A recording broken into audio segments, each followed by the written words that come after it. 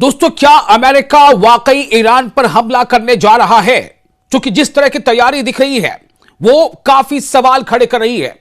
Iran के जो फौजी सरबराह है या जो फौजी लीडर्स हैं, उनका यह कहना है कि हमारी उंगलियां ट्रिगर पर हैं, वी आर ऑल रेडी।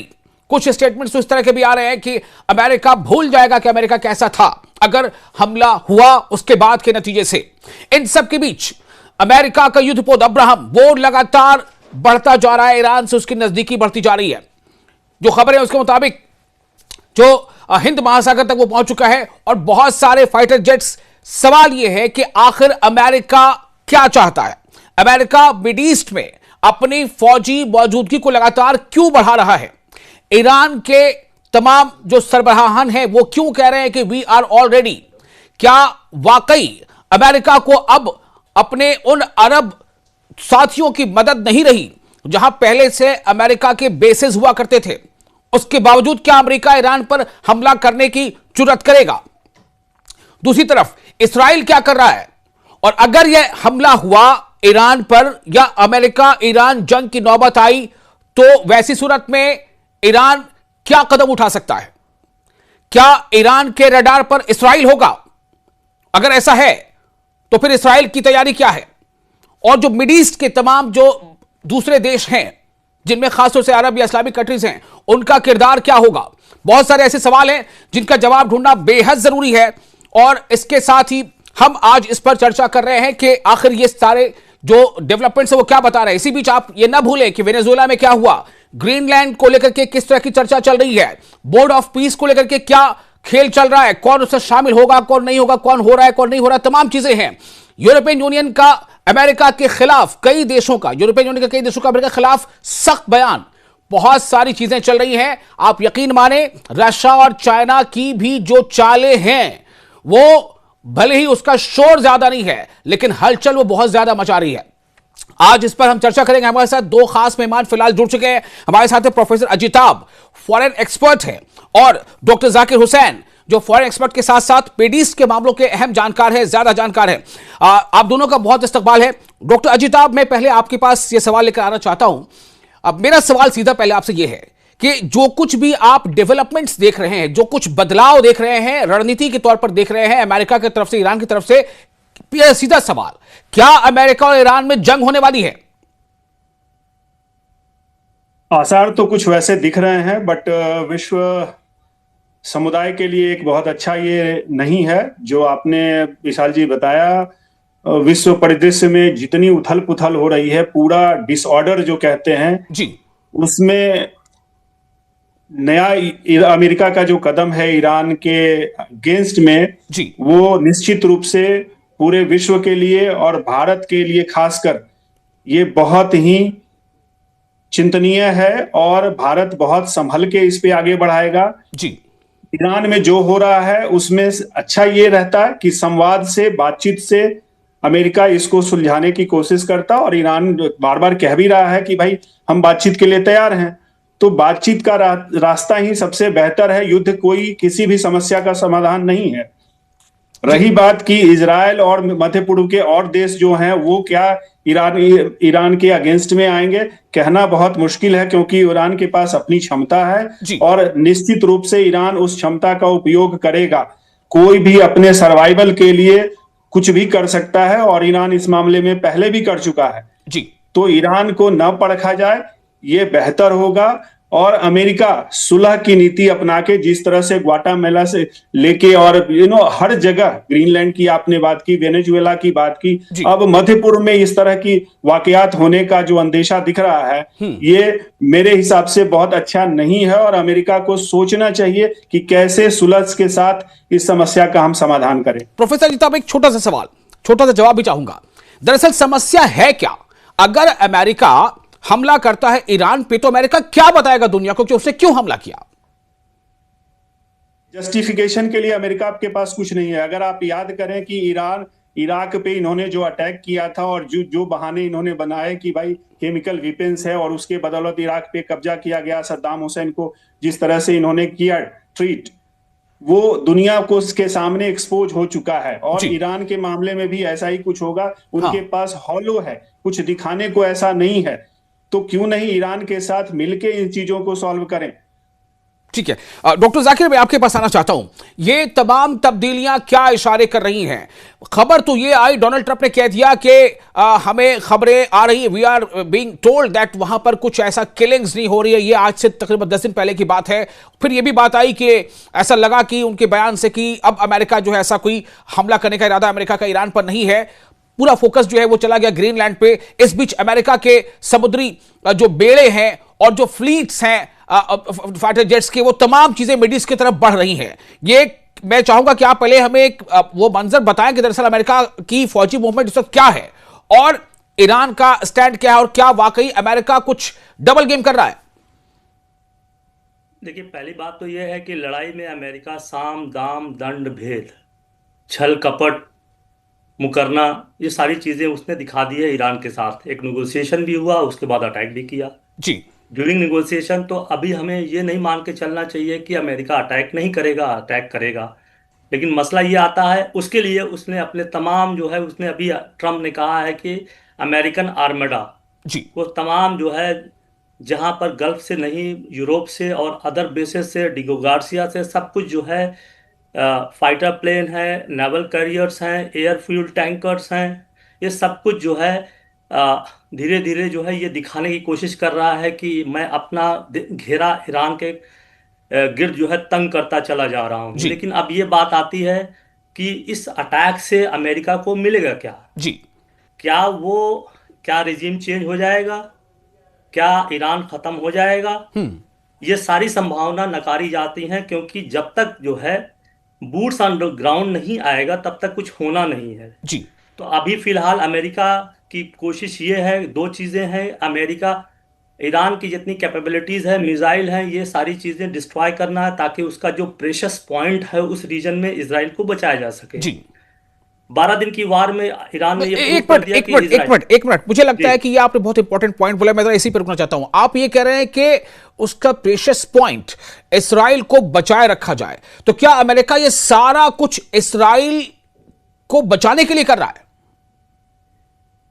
जाहिर सी बात है, उसको बचाने के लिए कर रहा है। ईरानी एक ऐसा है, और बोर्ड ऑफ पीस जो है, मैं उसे अब्राहम अकॉर्ड का ही एक एक्सटेंशन मान रहा हूं, जिसमें लोग ज्वाइन नहीं कर रहे थे। अभी लोगों ने ज्वाइन कर लिया, 16 मुस्लिम कंट्रीज ने ज्वाइन कर लिया है।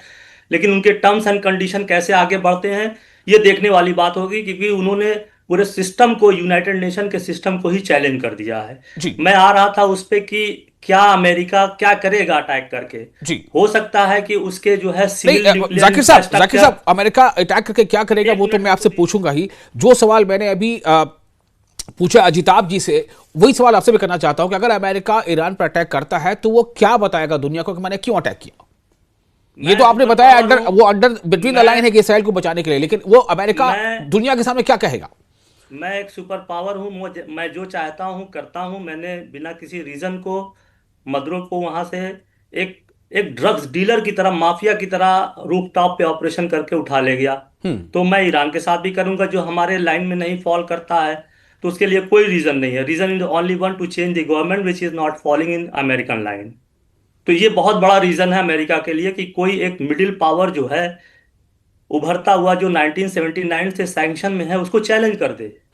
अमेरिका की बिसात को जो है डिस्टर्ब कर दे उस रीजन में। उसको मजबूर कर दिया कि उसके 2 दर्जन से ज्यादा जो बेसिस है वहां से आर्मी लेके चला जाए, बेसिस को खाली कर दे। ये अमेरिका के लिए बहुत बड़ा जो है एक सदमे की तरह है, सुपर पावर की तरह। याद करिए 1990 में और 2003 में किस तरीके से अमेरिका का खौफ उस रीजन में था। मैं थोड़ा सा बताना चाहता था कि कर क्या सकता है ये कर सकता है जो, अगर हैवी बम्बार्डमेंट करता है तो सिविल इंफ्रास्ट्रक्चर, इकोनॉमिक क्राइसिस ला सकता है, डिफेंस इंस्टॉलेशन को डिस्ट्रॉय कर सकता है। लेकिन ईरान ने ऑलरेडी जो है अपनी मिसाइल्स को पूरी कंट्री में फैला दिया है। और ईरान के पास 2 ऑप्शन ऐसे बड़े, उसने कहा है कि हम सरप्राइज देंगे। और 2 ऑप्शन उसमें लग रहा है कि पहले तो उसने कहा, उसके स्पोक पर्सन ने, कि हम 48 घंटे में न्यूक्लियर वेपन बना सकते हैं। अब कहा कि 24 घंटे में जी। और वो जो टारगेट है वो इजराइल का दिमोना न्यूक्लियर इंस्टॉलेशंस है। तो ये, और दूसरी बात जो है, अगर क्राइसिस को और बढ़ा देना है, इकोनॉमिक कंडीशन को डिटेरियोरेट कर देना है, और फिर से लोगों को एक बार फिर से सड़क पे प्रोवोक करके ले आना है। जी। तो ये अमेरिका की पॉलिसी है, ताकि ईरान को कंटिन्यूअसली ब्लीड करता रहे, उससे ठीक है, खून बहाता रहे, ताकि ये मतलब आप ये कहना गवर्नमेंट चाह जो रहे है हैं कि आने अगर वाले गिर अगर जाए। अगर अमेरिका ने अटैक किया भी ईरान पे तो वो फुल फ्लेज्ड वॉर नहीं होगा कि बिल्कुल अंत अंजाम तक पहुंचे, बल्कि डिस्टर्ब करके, परेशान करके, कमजोर करके, और शायद कि फिर से एक बार कोई एंटी गवर्नमेंट प्रोटेस्ट या कुछ वेव शुरू हो जाए, फिर वहां से उसको थम जाना है। ईरान बहुत बड़ी कंट्री है, उसके पास 10 लाख के करीब जो है रिजर्व और एक्टिव फोर्स हैं, तो इसने, और अभी तक कोई डिफेक्शन नहीं हुआ है इनकी फोर्सेस में।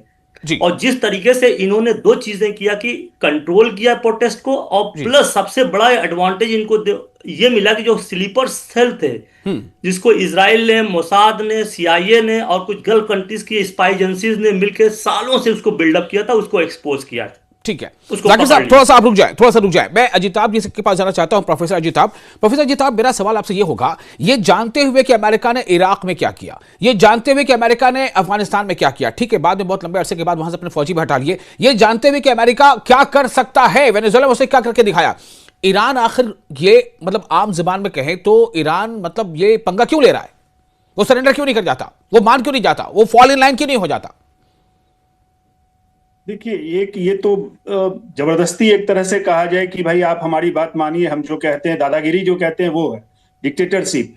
ये कोई किसी भी एक जो आप कह लो कि इंडिपेंडेंट कंट्री है, जी उसके खिलाफ इस तरह का स्टैंड होना, तो फिर ये विश्व व्यवस्था क्या करेगी? जी। ये तो आज ईरान के साथ हो रहा है, कल किसी और के साथ होगा, ऑलरेडी पहले हो चुका, आपने बताया। तो कहाँ इसका कोई अंत है क्या? किसी ना किसी को तो उठना पड़ेगा। जो नहीं तो आपने दुनिया मिडिल का पावर, ठेका क्या ईरान ने ले रखा है? मेरा सवाल आपसे सीधा ये है, मतलब मैं जानना चाह रहा हूं बस कि क्या ईरान के ऊपर कंधे पे ये जिम्मेदारी है कि भाई अमेरिका जो है खुले, मतलब बेकाबू बैल की तरह दुनिया को रौंदता ना जाए, इसलिए हम रास्ते आ जाते हैं?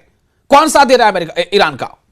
बिल्कुल। देखिए, आज ही संयुक्त राष्ट्र मानवाधिकार परिषद की जो बैठक हुई थी, उसमें ईरान के अगेंस्ट में कुछ कंट्रीज ने लाया, एक रिजोल्यूशन लाया, और भारत ने उसका विरोध किया है। जी। भारत ने ये कहा है कि किसी खास देश के अगेंस्ट में इस तरह के रिजोल्यूशन लाना वो सही नहीं है, और उसको 14 देशों ने उसका विरोध किया है। भारत के साथ साथ और भी कई अन्य देशों ने उसका विरोध किया है जी। कि भाई आप किसी एक खास कंट्री को, इस मामले में ईरान को टारगेट करके इस तरह से करना, उसके जी लोगों को जी आपको लोगों की भी देखनी पड़ेगी। आप सिर्फ सरकार की देख रहे हैं। अब ईरान एक बहुत बड़ा देश है, और जैसा कि डॉक्टर साहब ने बताया कि भाई उनके अपने जो भी उसूल हैं उसका भी तो ध्यान रखा जाए ना। जी किस हद तक आप इस तरह से लोगों को दबाते जाएंगे?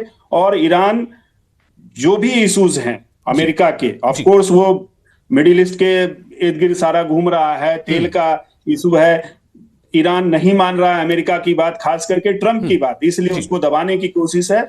बेहतर होगा कि ईरान के साथ मिल बैठ के इसको सुलह करें। ये अमेरिका के लिए भी अच्छा नहीं है, और ईरान के लिए तो ऑफ कोर्स आप ये तवक्को, आप ये आशा कर रहे हैं कि डोनाल्ड ट्रंप जो है इस बात पे राजी हो जाए कि वो मिल बैठ के बातचीत कर ले? आपको लगता है उनके जो स्टाइल है, जो जिस तरह से उनकी एक्टिविटी दिख रही है? अच्छा, मैं आपके प्रोफेसर अजीजा साहब एक सवाल आपसे ये करूंगा कि अगर मान लीजिए कि अमेरिका ने हमला कर दिया, अगर मान लीजिए ईरान पर, ईरान क्या करेगा? इसराइल का क्या रोल होगा? क्या देख रहे हैं आप? इजराइल का तो रोल रहेगा, पहले भी हो चुका है, और इजराइल ने अमेरिका का हमेशा से साथ दिया है, तो आगे भी वो साथ देगा। और खास करके क्या ईरान का गुस्सा इसराइल के खिलाफ निकलेगा? बिल्कुल ईरान का निकलेगा। ईरान ने तो कतर तक को नहीं छोड़ा। आपने देखा कि दोहा में जो के आसपास जो कतर में उनके बेसेस थे, उसको अभी हटाया गया। पहले भी उस पर अटैक किया ईरान ने, लास्ट टाइम भी जब ईरान के न्यूक पे अटैक किया अमेरिका ने, तो ईरान ने उसमें बदले में कतर जो अमेरिका का एलाई है उस पर भी अटैक किया था। जी जी हाँ। तो जाकिर साहब, मैं आपके पास फाइनल कमेंट के लिए आ रहा हूं कि अगर जंग होती है, मतलब आप कह रहे हैं कि अमेरिका अटैक कर सकता है, हो सकता है कि बमबारी करके फिर हट जाए, ये कब तक हो सकता है अगर लगता है तो? क्या इंडिकेशंस क्या हैं? या फिर सिर्फ अमेरिका जो है तरह से डरा रहा है कि आ जाओ हमारे बोट पर? दो चीजें मैं कहना चाहूंगा कि आज ही जो है अमेरिका के नेशनल डिफेंस स्ट्रेटजी पेपर जो है आउट हुआ है, उसमें ईरान का जिक्र 11 बार किया गया है। जी। चाइना का 22 बार किया है, नॉर्थ कोरिया का 13 बार किया है, और 14 बार रशिया का किया गया है। और उसमें उसने साफ ये लिखा है कि हम इजराइल को मजबूत करेंगे, ठीक है, ताकि वो अपना डिफेंस कर सकते और अपना ऑब्जेक्टिव पूरा कर सके, और साथ ही साथ ये भी क्या है, अरब अलाइंस को भी हम मजबूत करेंगे। तो यहाँ पर, और अरब और ट्रम्प की अगर हिस्ट्री हम देखते हैं तो पहले वो बहुत बड़ा ऑ एंड फियर क्रिएट करते हैं, बहुत बड़ा भय क्रिएट करते हैं, फिर चीजें लाइन पे नहीं आती हैं तो निगोशिएशन भी स्टार्ट करते हैं। इसका जी। 2 एग्जाम्पल हमारे सामने है तालिबान का। ठीक है, आते आप मेरे ही पास उन्होंने मदर ऑफ बिल्कुल ऑल ये बम्स, कंक्लूजन की तरफ मैं जा रहा हूं, आप एक दो और जुमले बोल के से कंक्लूड कीजिए।